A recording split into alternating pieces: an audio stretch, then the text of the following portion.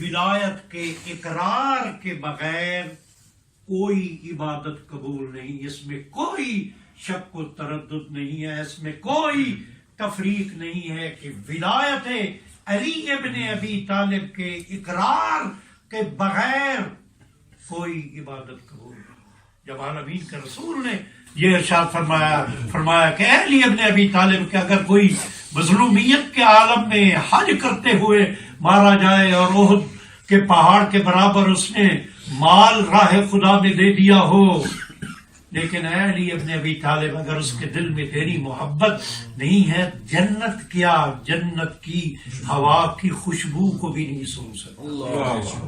بس آپ کی اس مودت سے لوگ کھلواڑ کرتے ہیں, اس میں کوئی شک نہیں ہے کہ ولایت علی ابن ابی طالب کے اقرار کے بغیر کوئی عبادت قبول نہیں ہے. لیکن اس کا بھی کوئی جواز نہیں ہے کہ آپ شہادت ثالثہ میں اس کو شامل کر لیں. آپ کا مذہب لاوارث مذہب نہیں ہے. آپ کے مذہب کا وارث پردہ غیب میں موجود ہے. اس پردہ غیب میں موجود اس وارث زمانہ نے اپنے نائبین بنایا ہے براج عظام کو. آپ ان کی توہین کرتے ہیں.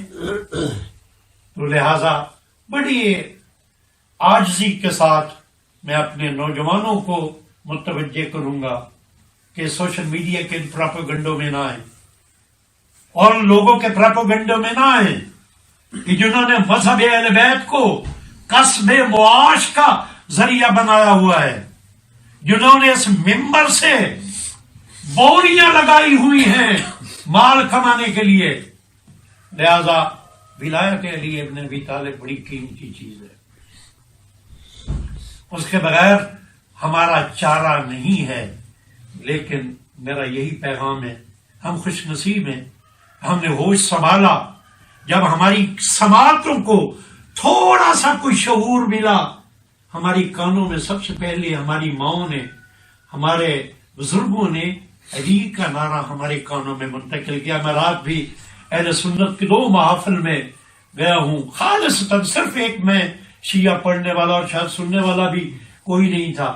میں نے وہاں بھی یہ کہا کہ میں نے کہا آپ کوئی قادری ہے, کوئی چشتی ہے, کوئی گولڈی ہے, لیکن میں اس بات کا ہاتھ اٹھا کے آپ یہ یقین دلاتے ہیں کہ آپ حیدری بھی ہیں نا, آپ حسینی بھی ہیں نا.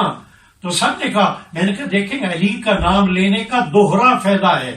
ایک تو عبادت ہو جاتی ہے, وہ کسی اور کی روایت نہیں ہے. ام المومنین بی بی عائشہ یہ فرماتی ہیں کہ میرے گھر میں مولا علی بھی تھے, عالمین کے رسول بھی تھے, میرے بابا ابو بکر بھی تھے, میں بھی موجود تھی.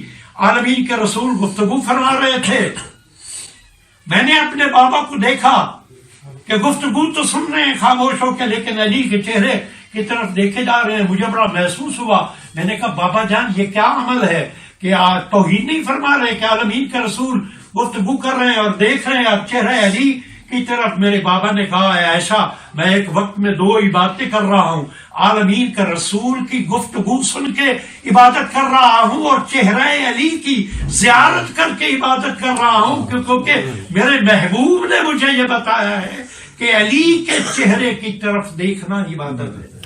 تو میں نے ان برادران سنت سے کہا کہ دوہرا کام ہے.